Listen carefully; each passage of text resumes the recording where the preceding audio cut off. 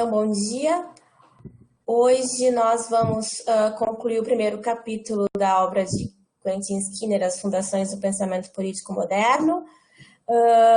No último encontro, nós falamos sobre retórica e liberdade, tudo aquilo que foi o início do pensamento retórico na Idade Média, o contato com os pensadores clássicos e a elaboração de ideologias que buscavam revitalizar a liberdade republicana num contexto de emergência de facções que redundavam na busca de um líder monárquico, e esse pensamento que tratava sobretudo, né, nós falamos por último, sobre a polêmica... Carol, volta lá, Carol, volta. A respeito das aquisições de riquezas e da unidade do povo em suas instituições políticas. Sim? Carol, você vai falar desse aqui ou você já falou na aula passada? Eu só fiz um resumo breve da aula passada. Tá, então vai tranquila.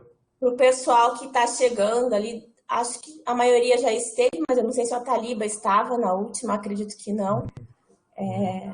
Para quem não estava no último encontro, se situar um pouco em que ponto que a gente ficou, porque aqui nas notas compartilhadas a gente já está começando o ponto escolástica e liberdade, mas a gente não ingressou ali ainda.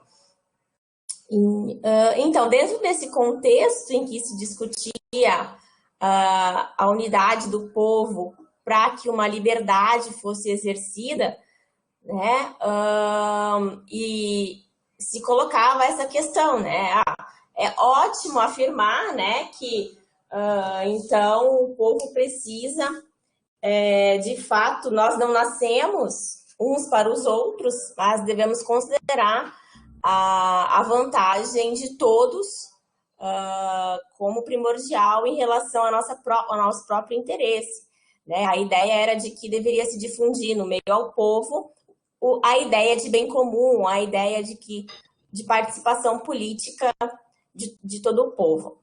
Mas como realizar isso? Sobre como realizar isso, então surgiram duas teorias principais, duas teorias políticas principais que depois vieram justamente a caracterizar o pensamento político moderno. A primeira teoria é aquela que foca nas instituições, que depois foi herdada por Hume, que diz que o governo ele será suficiente para criar essa unidade sempre que as instituições forem fortes. Porque se o seu maquinário for corrupto, ele não vai conseguir funcionar de maneira adequada. Então, se o maquinário for funcionar de forma adequada, o maquinário institucional, ele vai ser capaz de evitar a corrupção dentro das instituições políticas. E, consequentemente, dentro de todo o funcionamento da vida política do povo. E um outro pensamento, que ali funcionou mais imediatamente, né, foca na moralidade, a moralidade cívica, né, que teria sido herdado do período seguinte por Maquiavel e Montesquieu, que proclama, então, que não é tanto o maquinário de governo que importa, mas o espírito dos governantes do povo e das próprias leis que deve ser defendido. Esse ponto de vista, ele era compartilhado pelos primeiros retóricos que nós acabamos de tratar, e depois ele tem a sua consequência no pensamento político a seguir. Não, volta, Carol, volta. Aqui a gente já falou, né, o pessoal já está cansado, de saco cheio de me ouvir falar sobre isso aqui. Mas, né, o Bruno, o Matson, o pessoal aí que falou do professor César, acho que a Gabriela falou no pós, né, lembram, né, da ênfase que ele dava na questão das instituições, tá? E né, ele deixava de lado essa questão da moral. O professor César era um cara da linha do Hume. Tá? As instituições funcionam, tá? A política vai ser boa se as instituições funcionarem. Enquanto que o discurso da nossa política prática qual é? Um discurso moralista, né? Se nós tivermos pessoas bem intencionadas, honestas, que pensam no bem comum, tá? Pessoas virtuosas, o governo vai andar, mesmo que seja esse presidencialismo chinelo ou chinfrim que nós temos, tá? E a gente vê que não é bem assim. Tá? Por mais que 11 ministros do Supremo, tá, sejam pessoas justas, tá, preocupadas com o bem comum, o fato deles poderem tomar decisões monocráticas avacalha com toda a instituição, entendeu? Não tem mais um colegiado. E quando alguns dizem, inclusive, não, uma maioria eventual, eu vi um ministro Supremo dizer, a maioria eventual do STF não pode estar acima da Constituição. Uma loucura, né? Ou seja, o que é uma maioria eventual? A maioria eventual é quem encontraria ele. Tá? Então, como é que, por mais virtuosas que as pessoas sejam, como é que uma instituição dessas vai funcionar? Tá? Não vai funcionar. Okay? Então, o professor César tinha atenção. Né? Agora, por melhor que sejam as instituições, o presidencialismo americano funcionou mais ou menos. Né? Vejam como as pessoas, por melhor que sejam, né, quando a instituição não funciona, tá? Né, você pode dizer dos políticos americanos que seriam mais honestos, tal, mas quando as instituições não funcionam, tá? Perdão, mesmo que as instituições funcionem, né, olha o estrago que você pode fazer um presidente como Trump, por exemplo, tá? Quando ele é um populista, tá bem? E olha né, como é que o Reino Unido, com todo o maquinário, as instituições políticas dele, ele vai chegar ao Brexit. Tá? Não sei se vocês viram, 700 mil pessoas saíram de Londres. É o maior êxodo de Londres desde a Segunda Guerra Mundial. 700 mil pessoas saíram de Londres entre o ano passado e agora.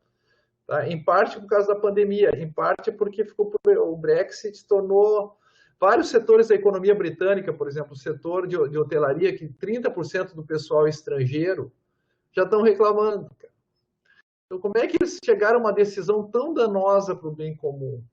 Claro que era um povo que não tem virtude, né? Tá? Um povo que não tem virtude. Tá? Chegou ao ponto de que eles, né, não conseguem mais se pensar como inseridos numa comunidade das nações. Eles se pensam de um modo egoístico. Ou seja, tá? O que eu quero dizer é o seguinte, tanto a visão do Hume quanto a visão do Maquiavel e do Montesquieu, que eu não sei se é isso aí mesmo. Montesquieu era mais complexo, entendeu? Tanto que ele vai falar da separação dos poderes, porque ele dá importância à engenharia institucional. Eu acho que o Montesquieu é mais matizado. Até o Maquiavel matizaria mais, tá? Porque ele fala assim, bons ordenamentos, né? O que eu preciso? Como é que é boas em ordinamente é masculino ou feminino, hein, Carol? Ordinamente é masculino. Então é buone ordinamente, né? Ele dizia boas armas e buone ordinamente. Eu não sei se o Maquiavel é dessa linha também. É interessante que o Skinner coloca o espírito das leis em meio à moralidade. Basicamente, o espírito das leis estaria entre as instituições. Claro, e o espírito das leis é mais amplo, também tem a ver com o clima, entendeu? Com o território, tá? Tem uma série de variáveis que não tem a ver com a virtude moral das pessoas. Sim. Inclusive, o próprio Montesquieu vai dizer que, claro, ele vai dizer que a república é baseada na virtude, mas a república tem que estar institucionalizada de um certo modo. E ele diz, por exemplo, repúblicas que se aproximam mais da democracia são melhores que repúblicas que se aproximam da aristocracia, por mais que os aristocratas sejam virtuosos. Tá? Então, o Hume sim é um cara das instituições, mas eu essa questão das virtudes aqui eu não vejo assim. Tá? Mas, de qualquer forma, a visão completa é o projeto aristotélico. Né? Vocês já estão cansados né? A filosofia das coisas práticas é 2 livros. A Ética Nicômaco, dedicado às virtudes, e a Política, dedicada às instituições. Não dá para pensar a vida em comum sem essas 2 dimensões. Mas o Bruno ia falar e depois a gente tem que ler a Chiara aqui, né? Professor, eu também achei bem estranho essa colocação assim maniqueísta, né? De um lado, Maquiavel e Montesquieu defendendo a moral e o Hume do outro lado. Mas a minha pergunta a tradição republicana tem esse enfoque no aspecto moral, né, no aspecto cívico, na formação do homem virtuoso, enfim, que esse seria o estadista, né? Se não é o Maquiavel e o Montesquieu o ícone desta defesa, quem seria, na sua visão? Quem o Skinner poderia ter usado aqui dentro dessa tradição republicana que representaria essa defesa da moral? Não, e tem uma outra, né? Por Maquiavel, né? O Maquiavel ele vai falar na virtude. E a virtude para ele não é a virtude como nós imaginamos. Tá? A virtude é a capacidade de ser eficaz. Isso é virtude para ele. Tá? Então tem muito pouco a ver com a moral do que a gente fala. Embora seja uma qualidade individual do governante, cara, o governante depende de ter buoni ordinamento. Entendeu? E não te esquece que o Maquiavel ele prefere a república. Alguém, no fundo, Bruno, na boa, alguém que fala em virtude do governante, entendeu? Do virtude do governante, para ele é mais fácil ter uma monarquia. É mais fácil ter um virtuoso do que, como Aristóteles dizia, que não tem nem 100 virtuosos numa cidade. Eu acho que essa questão da virtude cívica, em parte, ela tem a ver com o ícone dessa seria o Cícero. Entendeu? A questão é tentar trazer isso para a modernidade. Quem herdou essa corrente, né? Essa é uma questão de forma pura. Talvez ninguém a tenha levado adiante de forma pura, de fato. Né? Houve sempre esse matiz. Tá, mas deixa eu complementar minha pergunta. Se é o Cícero também não está mais preocupado com as instituições, com o governo misto, etc., do que com a virtude do governante acima das instituições? Eu acho que um teórico político, entendeu? Ele pode ser um racionalista puro como o Hume, mas ele não pode ser um moralista puro, né? Não entre os clássicos. Isso é só alguém que está com o microfone aberto aí. Eles não podem ser um moralista, puro, entendeu? Só o discurso de senso comum é moralista puro. Só o discurso que nós vamos ouvir ano que vem nas eleições, que vai dizer eu sou puro, eu sou honesto, eu não sou corrupto. O presidencialismo chinelo pode ficar como está. Nós podemos ter 30 partidos, que isso não é um problema, entendeu? Podemos ter esse sistema tributário, que não tem problema, entendeu? Tá? Ou seja, nós podemos alcançar o bem comum dependendo da virtude, que é o que o populista diz, né? Era o discurso do Trump, coloquem a pessoa certa no local de poder e está tudo ok. Tá? Mas eu acho que não tem um moralista puro, não vai ter. Isso é um discurso de senso comum, viu, Bruno? Certo. Acho que a pergunta da Carol... Isso. Lê para nós, Carol, por favor. Em Maquiavel, há uma virtude própria da política que é diferente da virtude moral aristotélica, não? A Chiara tinha pego isso aí. A virtude em Aristóteles está ligada à vida boa. A virtude em Maquiavel está ligado, eu diria assim, ao bem comum entendido em termos modernos. Está ligado à eficácia da ação governamental. E eu estou para te dizer, viu, Chiara, isso também é uma virtude do governante, cara. O governante tem que ser eficaz. Não é possível a gente colocar alguém lá e o cara não produzir algum tipo de resultado. O ponto é se ele pode fazer qualquer coisa para produzir um resultado. Professor, o Maquiavel, os governados não precisam ter virtude, então? Ou tem? Cara, na República vai precisar. Eu acho que algum grau vai precisar, entendeu? Algum grau vai precisar, sim. Mas ele acha que, entendeu? É mais fácil. Ele acredita no povo deliberando. Acho que ele acredita no povo deliberando. Tá? Aqui eu não sei se o Ataliba ia falar alguma coisa, ele saiu. Não, eu só ia comentar mais ou menos do que o senhor falou e que o Madsen perguntou também, que me parece que no Maquiavel, a figura do príncipe, por exemplo, é muito mais ele identificando a efetividade da ação do governante do que propriamente ele idealizando algo a ser seguido, né? Isso. Pelo menos é o que me parece, mas é mais ou menos o que vocês estão falando. Certo, podemos seguir. Então, qual seria a raiz desse pensamento político moralista desenvolvido entre os retóricos? Uma hipótese levantada por Skinner é que teriam sido os primeiros retóricos a introduzir a ideia de moralidade no centro do pensamento político do começo da modernidade.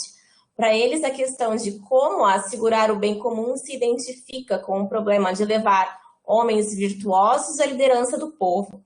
Quase sempre é significativo que sejam elegíveis homens de todas as classes sociais, desde que atendam a uma única condição, que o espírito deles seja suficientemente aberto para se opor à hegemonia de qualquer interesse das facções. Mais uma vez, cuida-se de uma convicção emprestada dos estoicos, para quem a verdadeira nobreza, que seria não tanto uma nobreza institucional ou dada por títulos, nada é senão virtude. A verdadeira nobreza se encontra na virtude. Agora, aqui isso responde em parte à pergunta do Bruno. Olha, Bruno, são os estoicos que estão por trás disso aqui. E os estoicos eram moralistas, eles não têm obra política, embora fossem políticos como Marco Aurélio. Marco Aurélio só fala de, entendeu, aforismos morais. Né? Ele não diz como estruturar um império, embora ele mesmo estivesse governante, fosse governante. Tá? Os estoicos são moralistas. E a influência estoica na política vai ser isso, transforma as pessoas. O Epíteto dizia assim, ó, por fato de eu ser escravo, não sou menos livre. O mundo, para eles, interessa muito pouco. As instituições interessam muito pouco. Aliás, o que a Hannah Arendt chama de mundo é isso, né? São as instituições. Aquilo que a gente tem visto aí na aula da filosofia, né? São essas práticas, né? É isso que sustenta o mundo. Certo. A Gabriela estava escrevendo ali. Né? A Chiara também. Mas os interesses do Médici, quais seriam esses temas desenvolvidos pelos retóricos filósofos? Eles tinham essa ambição de fornecer aos governantes e magistrados conselhos práticos de conduta baseados nas virtudes cardeais, nos vícios e na ideia de que eles, no dilema, né, se eles deveriam ser mais amados ou mais temidos. Nas virtudes cardeais, reitera-se a clássica tipologia das virtudes cardeais expressadas da Ética Nicômaco, de Aristóteles, recém-disponível para esses autores, e então eles realizam essa análise sobre as qualidades essenciais do governante, centralizadas nas virtudes da prudência, da fortaleza, da justiça e da temperança. Carol, só uma dica para você que vai ser professora, tá? Sempre coloca na ordem que Tomás de Aquino coloca, tá? Prudência, justiça, fortaleza e temperança, porque é uma hierarquia nessas virtudes, tá? E é uma hierarquia, tanto que você não pode ser forte sem ser prudente e justo, tá bem? Prudência, justiça. Prudência, justiça, fortaleza e temperança. E Tomás de Aquino faz pelas potências, né, Carol? Tá? A prudência é a virtude da razão, que é a potência mais elevada. A justiça é a virtude da vontade, que é uma potência menos elevada que a razão, uma faculdade menos elevada que a razão. A fortaleza é a virtude do temperamento, do apetite irascível, tá? Que é mais elevado também que a temperança, que é a virtude do temperamento concupiscível, concupiscente. Tá? Então, pela hierarquia das faculdades humanas, se dá a hierarquia das virtudes. Tá bem? Ótimo. Sobre os vícios, né, a primeira observação seria de que um governante jamais deve contentar-se apenas em aparentar possuir virtudes, mas eles devem possuí-las de fato. Acho que esse vício seria, sobretudo, esse vício de enganar, né, o povo com as aparências. E o segundo vício seria a parcimônia ou avareza. O governante deveria ser generoso, deveria ter essa capacidade de obrar em favor do povo. Carol, aqui, tu pode fazer um comentário aqui sobre Maquiavel, né? Não sei o pessoal que está acompanhando, né? Aqui salta aos olhos, né? Acho que o Stefano está escrevendo sobre isso, talvez. Cara, o Maquiavel diz para fazer isso. Entendeu? Que você tem que aparecer uma coisa que você não é. Tá? Se for necessário. É o contrário do que os caras estão dizendo. Tá bem? Não é... Tá? Sim, aqui é uma inversão de valores, Isso. né? Para É Maquiavel. interessante, porque esses caras são precursores do Maquiavel. Então, Maquiavel vai romper intencionalmente com eles, porque ele sabe que está todo mundo lendo esses caras, que é o meio no qual ele está inserido, tá? E aqui tem um outro dilema, no qual depois Maquiavel também vai se inserir, né? Sobre o amados ou temidos, né? Latine afirma que qualquer regente que se compraze em infligir castigos ferozes e graves tormentos está errando, seja no plano moral que no plano da prudência, pois nada contribui mais para preservar o poder do que o fato de ser amado. Então, ali prevalece a ideia de que é mais importante ser amado do que ser temido. Que é também, pode continuar, Carol, o contrário do que diz Maquiavel. Maquiavel diz que é melhor ser temido do que ser amado. Tá? Isso é explícito no Maquiavel. Ele diz isso. Com quem ele estava discutindo, Carol? Com esse pessoal aí. Tá? Com gente que escreveu que é melhor ser amado do que ser temido.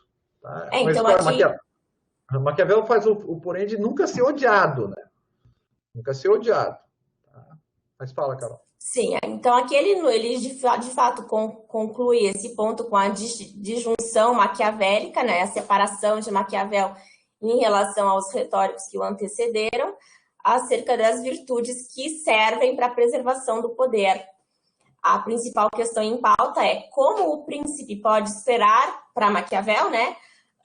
Melhor conservar o poder, ou seja, o objetivo do príncipe é manter-se no poder, o objetivo dele não é o bem do povo ou a preservação da unidade das instituições políticas ou a preservação, que o povo seja próspero. O objetivo do príncipe seria, para Maquiavel, simplesmente manter-se, perpetuar-se no poder. E aqui ele conclui essa parte, e agora eu vou carregar a apresentação de Escolástica e Liberdade. Beleza. Os slides serão enviados depois, né? Eu já enviei por e-mail. Pois é, eu não recebi da semana passada, nem essa semana até, depois eu mando um e-mail pro Bruno individual pra ver. Mas tá bom, obrigado. Para inserir o teu, né? Você quer passar para mim? A Taliba pode colocar. Não, eu já tava inserido, na semana retrasada eu recebi, mas da semana passada não. Mas depois a gente visualiza isso, não tem problema. Tá certo. O Stefano fez uma pergunta. Ele pergunta se realmente em Maquiavel há um destaque para a virtude da prudência. De acordo com Joseph Pieper, no seu livro sobre as virtudes, diz que a prudência tinha sido quase relegada a secundária nesse período. É verdade. O Stefano, aqui eu concordo com o Piper, mas não há prudência no sentido de... Tá? O que vai haver é uma ênfase no Maquiavel e no outro pessoal na astúcia, né? É quase um vício, né? Tá? Mas não há uma ênfase na virtude aqui da prudência, sabe? Ok?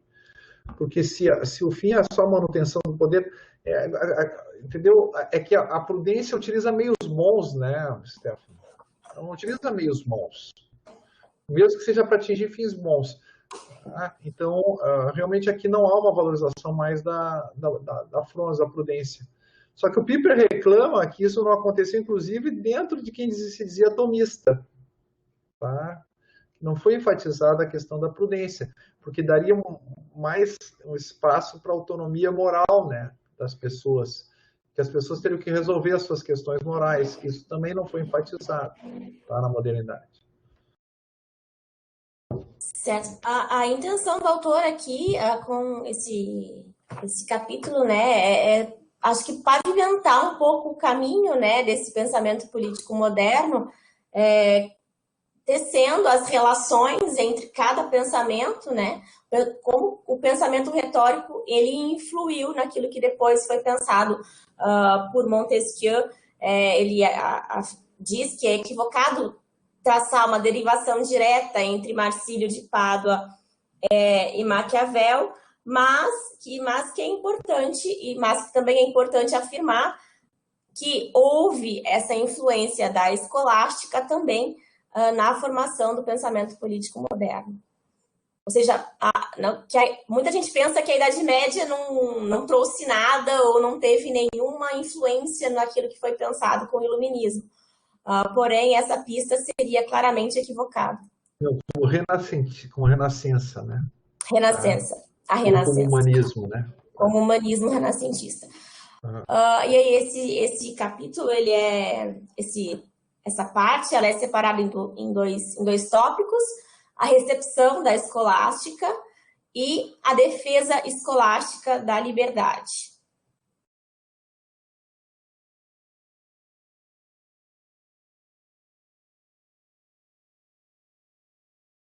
Então, a recepção da escolástica e o humanismo. O florescimento dos estudos escolásticos nas universidades italianas teria oferecido uma contribuição de importância fundamental para a evolução do pensamento político renascentista, e os alicerces da escolástica começaram a ser lançados com a gradual descoberta do corpus central das obras filosóficas de Aristóteles. Uma tradução parcial da Ética Nicômaco estava disponível a partir de 1243, e logo se notou que a filosofia moral e política de Aristóteles questionava a fundo o agostinismo. Então, as ideias de Santo Agostinho, que tinha aquela ideia de separação entre a cidade de Deus e a cidade dos homens, e que essa cidade de Deus ela estaria se sobrepunha àquilo que via ser realizado como cidade dos homens. Como um espelho, né? Nós deveríamos realizar aquilo que Deus planejou para a humanidade. Agora, São Tomás de Aquino tem essa tarefa, né, de tentar conciliar o pensamento cristão de Santo Agostinho com o pensamento de Aristóteles. E aqui o Skinner coloca as duas dificuldades principais para reconciliar o pensamento cristão com o pensamento de Aristóteles. A primeira dificuldade é que Agostinho representava a sociedade política como uma ordem que era determinada por Deus e imposta aos homens. Já a política de Aristóteles trata da polis como uma criação puramente humana. A segunda dificuldade seria que em Agostinho a teoria da sociedade política está subordinada a uma escatologia, ou seja, a uma vida futura, uma salvação final, e para Aristóteles, ao contrário, a arte de viver e viver bem na polis é um ideal autossuficiente, um ideal em si mesmo que se basta e que não necessita de qualquer finalidade interior ou de uma vida futura para se justificar. E que aqui não seria melhor uma finalidade ulterior? Talvez sim, talvez seja um erro aqui. Eu brinco que o livro tem alguns bugs, então pode ser que eu tenha me passado aqui. Porém, não obstante essas duas dificuldades... Carol, aqui, sabe, Tomás de Aquino interpretando Aristóteles, ele vai dizer o fim da política está fora da política. E o que ele interpreta Aristóteles? Porque Aristóteles ele se encaminha, o livro 10º, né, da Ética Nicômaco, você sabe, que é o coroamento da Ética Nicômaco, é um livro dedicado à contemplação, à vida teorética, né? Então, a vida boa, ela é o ápice da vida boa. Há vários elementos da vida boa que me são dados pela polis, é claro. Tá? Mas o ápice da vida boa está fora da polis, é a contemplação da verdade. Tá? Então, aqui vou poder matizar um pouco, né? Como ideal autossuficiente. Fala, Bruno. No próximo capítulo, que sou eu que vou apresentar, eu já antecipei a leitura, ele justamente traz esse problema de como os renascentistas criticavam os escolásticos por não terem uma vida ativa politicamente, né, e ter só esse ideal da vida contemplativa. Então, isso é um ponto que ele vai explorar melhor no próximo capítulo. Sim. Professor, uma questão também do aspecto histórico, posso fazer? Fala, Taliba, claro. Não, é o seguinte, se foi revelada essa questão do Aristóteles em 1243, que a Carol revelou ali uma parte, né? Mas, em termos históricos, uma linha temporal, Aristóteles precede Cristo em 300, 400 anos mais ou menos, e Agostinho 300, 400 anos após. Sim. Então, acredito que, logicamente, haveria uma confrontação desse ideal, dessa cidade ideal, dessa questão de salvação que a igreja cristã propõe. Na época, Estou perguntando por ignorância dessa questão histórica propriamente dita. Ninguém se deu conta disso, que em tese, logicamente, se Aristóteles precede Cristo e Agostinho vem depois de Cristo, ele tem toda uma leitura diferente do que se tem de modelo ideal, etc. Logicamente, eles iam se confrontar. Na época que se fez esse confrontamento de ideias, enfim, e se buscou essa reconciliação, ninguém se deu conta que era óbvio que haveria um conflito. Era óbvio que haveria um conflito e tinha que ter alguém com muito café no bule, não sei se é outra expressão gauchesca, para poder compor esses dois, né? E aí lá no MacIntyre, né, no Justiça de Quem, ele vai mostrar São Tomás tentando fazer isso. Tá? É óbvio que, inclusive, eles se pegavam, né? Os agostinistas diziam que os Aristóteles era praticamente você flertar com a heresia, uma vez que Aristóteles era pagão, né? Você poderia faltar às exigências da fé. E os aristotéricos, que eram chamados averroístas latinos, entendeu? Estavam rompendo com o cristianismo também, por exemplo. Havia um professor, um averroísta latino, que o cara dizia na Faculdade de Artes em Paris que a humildade é a virtude dos medíocres. Imagina, a humildade é uma virtude central no cristianismo. Sim. Mas para Aristóteles, a humildade não é uma virtude. Para Aristóteles, a humildade é um vício. Tá? Então, é claro que você tem toda a razão. Aqui haviam dois campos, duas tradições, como vai dizer o MacIntyre, que se contrapõem em vários níveis. Aí precisava de um gênio, que, como diz o MacIntyre, que tivesse aprendido cada uma das linguagens como língua nativa. É como tu ter duas linguagens maternas, tá? Duas línguas maternas, para poder operar uma articulação que não fosse uma mera justaposição, uma mera fusão, né? Mas aqui não se dá conta que a gente vive nesse mundo, tá? A gente está indo para o céu, mas a gente vive nesse mundo. E as coisas têm que ser organizadas aqui. Entendeu? E para organizar isso não dá para apelar para o evangelho. Não existe um fundamentalismo, existe, né, na prática, mas a Carol já falou lá, né, na vez passada, César o que é de César. Entendeu? Tem uma passagem, o Michel Velay, né, que eu acho que o Stefano deve ter lido junto com o Alfredo, né? O Michel Velay gosta de dizer que o evangelho não tem uma doutrina social. Que quando tem uma galera chega para Jesus, né? Um cara chegou para Jesus assim, ó, Senhor, diz para o meu irmão repartir herança comigo. E aí Jesus diz assim para ele, ó, velho, quem é que me fez juiz desse tipo de causa, cara? Entendeu? Só que Jesus não está dizendo que não deve ter, entendeu? Um direito das sucessões e que não deve ter um juiz para decidir. Mas não cabe a ele. Que não cabe a ele. Entendeu? Que ele não veio a esse mundo para decidir os direitos das sucessões. Tá? E Santo Tomás sabe que, então, no Evangelho ele não vai achar um direito das sucessões. Onde é que ele vai achar um direito das sucessões? Mas nós precisamos, nesse mundo, de um direito das sucessões. Tá? Porque vão ter propriedade privada, etc. Inclusive, os 10 mandamentos pressupõem isso. Né? Não roubarás significa que vai ter uma extinção da propriedade privada. E essa vai ser direito positivo. Alguém vai ter que organizar isso. Mas isso não vai vir por revelação. Então, onde é que São Tomás busca as fontes da doutrina social dele? Não era no Evangelho. É em Aristóteles e no direito romano. Tá? Isso que o Michel Velay vai dizer. Eu acho que ele tem razão. Então, o que estava acontecendo a Tariba no século XIII? Cara, eu conheci um maronita, que é um católico libanês, o cara falando, não, lá no Líbano é assim. Quando tocava o sino da igreja, da aldeia, todo mundo parava o trabalho manual e ia rezar junto com os clérigos e com os monges, entendeu? Pô, mas o que? Então, o direito feudal dá conta da vida de uma comunidade cristã desse tipo, entendeu? Tá? Que vive num ritmo rural. Tá? Então, você pode pensar, tá, em que você não precisa do direito romano, não precisa de Aristóteles. Agora, no século XIII, em Paris, tu tem universidades, tu tem comércio, tu tem tribunais, tu tem necessidade de uma legislação que cobre um território, tu tem o Reino da França. Tá? E para isso tudo, você não tem nenhum modo de não tem nenhum princípio inspirador, digamos assim, a não ser muito remotamente, na revelação cristã. Então, tu vai ter que apelar aos autores pagãos. Tá? Tu vai ter que apelar a um direito pagão, que é o direito romano, vai ter que apelar ao autor pagão, que é Aristóteles. Tá? E Tomás de Aquino, aí vocês pegam o Tratado da Justiça, entendeu? Logo depois das virtudes teologais, fé, esperança e caridade, que é só Santo Agostinho, e mais uma galera, tá? Mas só de cristãos. Começa o Tratado das Virtudes Cardeais, que é só Aristóteles e direito romano, entendeu? Tá? Praticamente, e Cícero, Túlio, né, como ele chamava.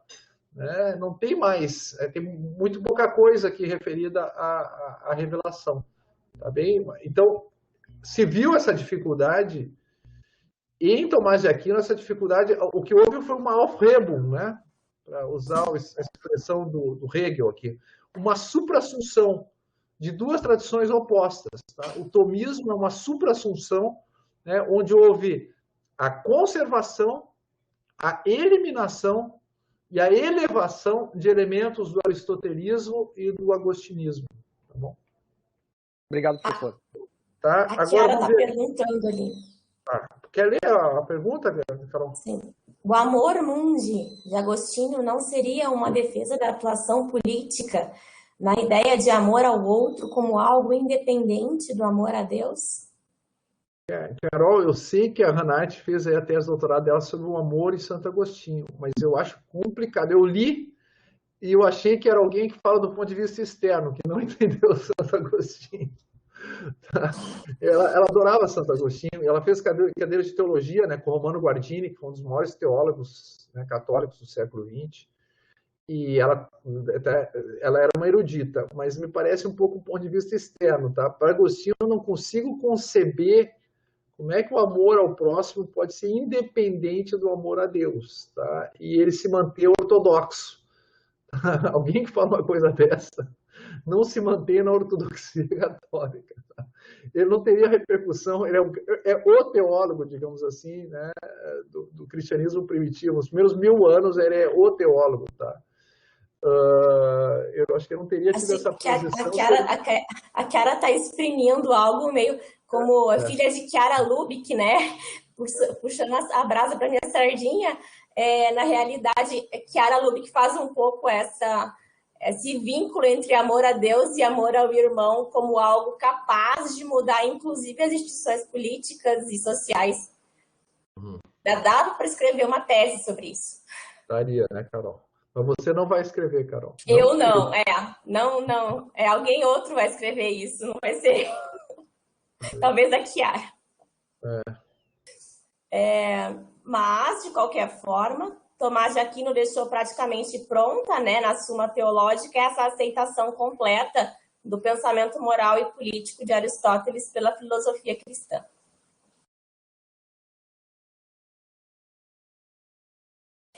Bom, agora vamos tratar Matsi? Matsi quer falar? Não. Não. Tratar um pouco as controvérsias internas à escolástica. Santo Tomás, naturalmente, ele procurou adaptar as ideias de Aristóteles sobre o direito e a sociedade civil nas condições de então, onde prevalecia uma sociedade basicamente feudal e monárquica no norte da Europa. Mas aí tu vê como é que o Skinner se passou. Porque é fácil, entendeu? Tá? É fácil ver como ele se passou. Tomás de Aquino está pensando numa sociedade urbana. Tá? Os mendicantes, ele era dos dominicanos. Tá? Os beneditinos cistercienses, esses é que cuidavam da população rural, estavam no mundo rural. Como eram monges, não pode dizer que cuidavam da população, mas estavam no mundo rural. Todo mundo que estudou ali a história, e isso está inclusive lá no ensino médio, né? Vocês viram esses movimentos como franciscanos e dominicanos, é uma tentativa da Igreja Católica reagir e se situar num mundo que está se urbanizando. Esses caras viviam junto com os minori, com os favelados, tá? Tá tendo êxodo rural e tem um monte de pobre, né? Rodeando as cidades, agora enchendo e inchando as cidades. E esses caras estão a Deus dará. E agora surgem duas ordens religiosas, depois vai vir os carmelitas agostinianos, os chamados mendicantes, que vão partilhar essa vida desses pobres e vão tentar evangelizá-los a partir de dentro. Então, mas aqui não está inserido nessa visão, cara. Ele não está preocupado com o mundo feudal. Ele está preocupado com tribunais. Tá? Ele está preocupado com processo. Tá? Ele está preocupado com legislação. Cara, no mundo feudal não tem lei, o direito é costumeiro. E Tomás de Aquino fala que a lex é a melhor fonte do direito. Tá? A lex é promulgada. Bem, então, né, aqui você tem o Skinner derrapou. Tá? Ele derrapou feio aqui. Tá? O Tomás de Aquino está pensando na universidade. Como é que você, cristão no comércio, ele fica discutindo juro? Quem é que vai discutir juro no mundo feudal? Cara, o tópico dele de juro no Tratado da Justiça tem 7 entradas. É uma das maiores de toda a Suma Teológica. Por quê? Porque isso era um problema. Tá? As pessoas estavam tendo uma economia monetária agora. No mundo feudal não tem economia monetária. Tá bem? Então ele quer saber se eu posso usar o dinheiro para ganhar mais dinheiro. Tá bem? Ok? Tá? Ele tem toda uma teoria da moeda no comentário Ética Nicômaco. Tá bom? Que depois vai dar na escola de Salamanca, que vai dar na escola austríaca. E, cara, quem está escrevendo para o mundo feudal não está preocupado com isso. Bem?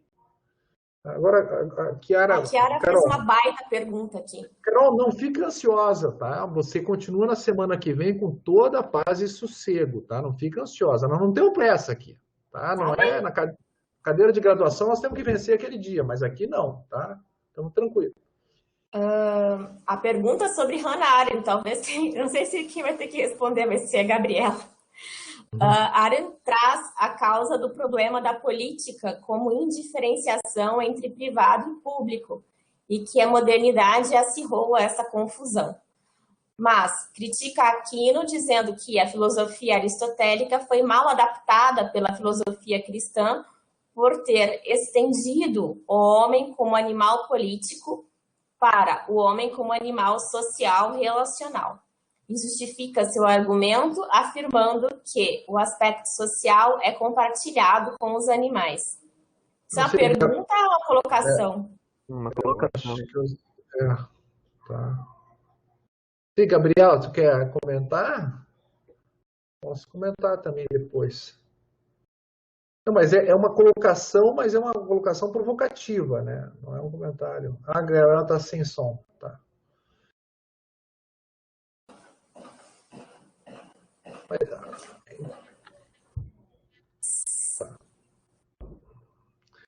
É que, de novo, vamos aqui, né? Tomás de Aquino está preocupado com 2 níveis de sociabilidade.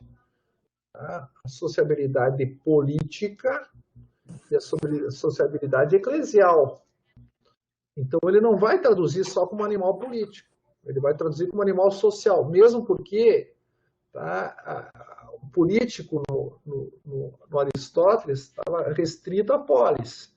E Tomás de Aquino já vê a pessoa como súdito de um regnum, súdito de um império, como um comerciante que viaja de um lugar para o outro, né? Os mercadores estão viajando por toda a Europa, estão ficando naquelas feiras. Tá? E isso é sociabilidade, né? Tá? Se eu vou de uma feira na Itália para uma feira na França, que elas depois os lugares dessas feiras viraram cidades, né? Tá? Isso tudo é sociabilidade. Só que, claro, isso não tem aquela pureza que a Hannah Arendt quer da separação entre público e privado. A coisa fica mais complicada agora, né? Sim, o homem político só é em contato com o outro, mas ele também é social só em contato com o outro. Tá bem? Ele não é político em si, nem social em si. Enfraqueceu a tese da Hannah Arendt, de fato. Mas eu não vejo como entendeu? Por exemplo, questões distributivas, que para Hannah Arendt, né, são questões sociais e, portanto, quase que apolíticas. Em Aristóteles, isso era central na vida política. Então, acho que a Hannah Arendt ela tem um modelo dela, isso aí, a Gabriela pegou bem, a Gabriela trabalhou bem isso aí na dissertação dela. Tá? Né, a Hannah Arendt faz um tipo ideal, né, da polis grega que não corresponde nem a Aristóteles, por exemplo. Tá? Não dá conta do Aristóteles. Em Aristóteles é mais matizado isso. Também. Certo. A ideia do Skinner acho que é contrapor, né, essas duas correntes que ele chama de escolástica, dentro da escolástica, né, por isso ali o mar e a terra. Para Marcílio de Pádua, né, as preocupações de Aristóteles estariam muito mais ligadas aos problemas das pequenas cidades-estado republicanas, o que exerceu uma forte influência sobre o pensamento político peninsular.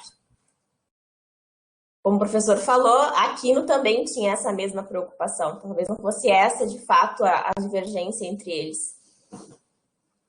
Mas é claro que Aristóteles é mais fácil de aplicar numa cidade-estado do que num regnum, né? Claro, a luva entra melhor, tá? Certo, talvez Aquino tentasse pensar no funcionamento de uma monarquia, até porque era aquilo que ele visualizava também do ponto de vista mais amplo. A difusão do pensamento aristotélico na Itália. A influência política de Aristóteles na Itália teria se disseminado por 2 canais principais. Primeiro, através de advogados romanos de Bolonha. Carol, eu acho que o inglês aqui é lawyer, tá? E lawyer, o tradutor brasileiro aí traduziu por advogado, mas pode ser traduzido por jurista também, né? Juristas do direito romano. Isso, tá? Isso. Juristas do direito romano, é isso que ele está querendo dizer, então. Embora na tradução aqui da Companhia das Letras tenha ficado como advogados, romanistas no caso. Sob a influência de novas escolas francesas de direito, começaram a incorporar conceitos e métodos da teoria política aristotélica nas suas glosas e comentários. Um deles teria sido Bartolo, né? E depois eu achei até Bartolo com acento, como o professor tinha falado, né? Bartolo. Eu tive contato com livros de direito internacional público e lá aparece com acento, Bartolo. Então, Carol, talvez o mais prudente seja a gente falar Bartolo, né? Bartolo. Eu sei que é um pouco agressivo para ti, mas se estava acentuado em livros de fora livros daqui... de direito internacional público aparece acentuado. A outra via teria sido o contato direto com o currículo escolástico da Universidade de Paris, com um crescente número de estudantes que, ao retornar à Itália, passaram a difundir os princípios da escolástica até então, que eram desconhecidos das universidades italianas. Aqui ele cita o Remígio e o Ptolomeu de Luca.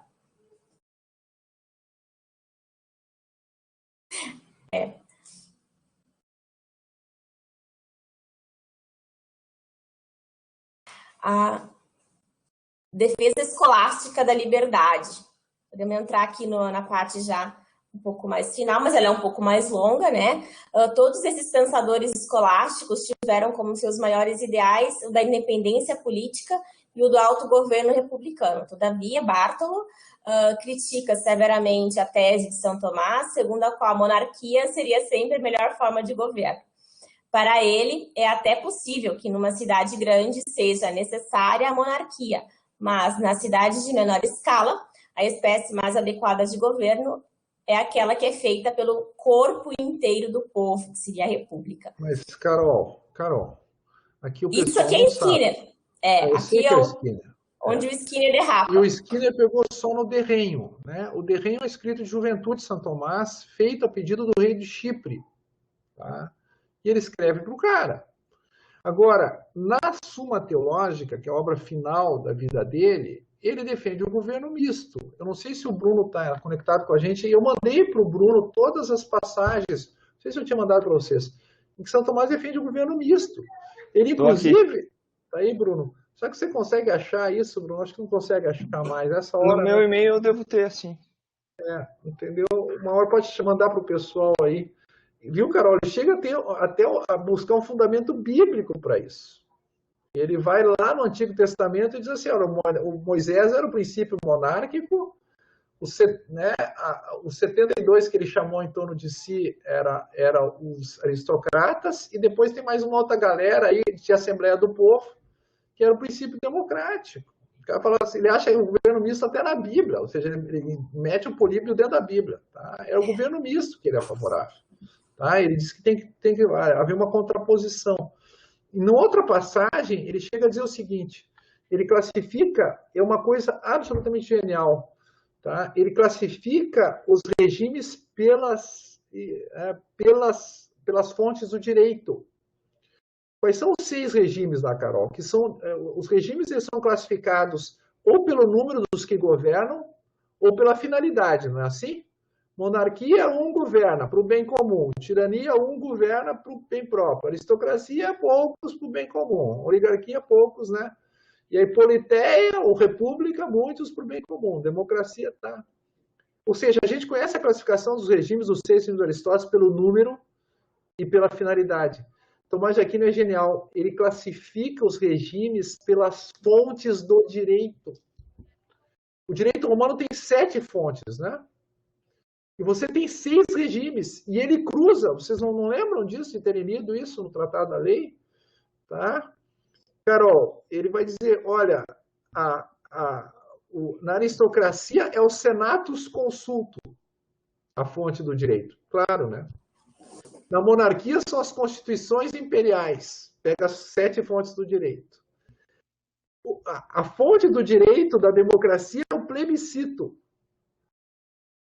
A fonte do direito da oligarquia, ele deixa, né? A fonte do direito da oligarquia é o direito... Da aristocracia é o senatus consulto e as responsa prudentium. Olha a genialidade de São Tomás. Tá? Porque, claro, os juristas eram todos patrícios, eram jurisconsultos, né? É típico da liderança da aristocracia dar respostas jurídicas, dar pareceres que vão construir o direito. Tá bem? Então, olha a genialidade de São Tomás. Tá? São 2 fontes do direito ligadas à aristocracia, porque tem que fechar 7 fontes com 6 regimes. Então, vai ter que ir 2, né? E, claro, o senatus consulto, porque o Senado é o órgão da aristocracia, e mais as responsa prudência, os pareceres dos juristas. A fonte da democracia, então, é o plebiscito. Da oligarquia é o direito pretoriano. O que é o direito pretoriano? É um direito fabricado por alguém que está no cargo, né? Que é o pretor. Tá bem? Os editos do pretor. Só que numa oligarquia, Carol, os cargos são comprados. Tá bem?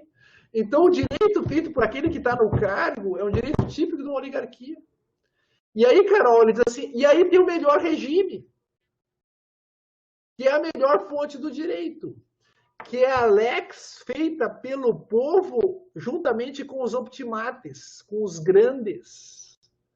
E esses grandes, para Tomás de Aquino, não te esqueça, né? Eles são aquela assembleia que pode ser eleita pelo povo.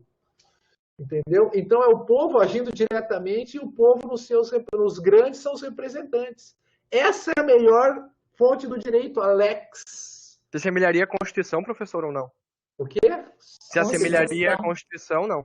Não, semelharia a lei como fonte. A lei propriamente dita. A lei propriamente dita como fonte do direito. Tá? E, bom, isso não podia ser mais aristotélico, né, Carol? Não podia ser mais aristotélico. O cara não está pensando no direito feudal. No direito feudal, a fonte é o costume. Tá bom? Mas eu vou te deixar... Certo.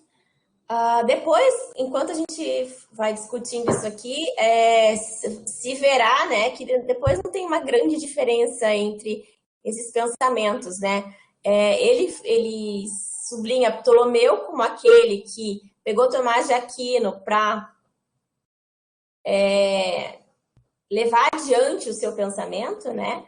E ele prefere distinguir entre uma forma de governo despótica e uma política. Faz um entendimento mais amplo, invertendo aqui essa preferência de Tomás de Aquino ao classificar a monarquia como uma categoria de governo despótico. Os pensadores escolásticos, então, eles começam a pensar que o apogeu de Roma se deu no período republicano. Homens como Catão e Cícero agora são elogiados como grandes patriotas, figuras exemplares de virtude, e não somente como sábios estoicos. E quais seriam esses elementos escolásticos que teriam sido levados para o humanismo?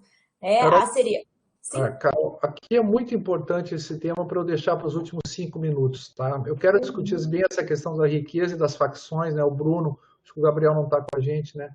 Mas a gente, né, Bruno, escreveu muito sobre isso, a gente escreveu sobre isso, não publicou, porque ninguém quer publicar o que nós escrevemos, né? Mas a gente escreveu isso sobre a questão da riqueza e das facções na República Americana, tá? Então nós vamos ver isso aí na semana que vem, tá bom? Tá certo.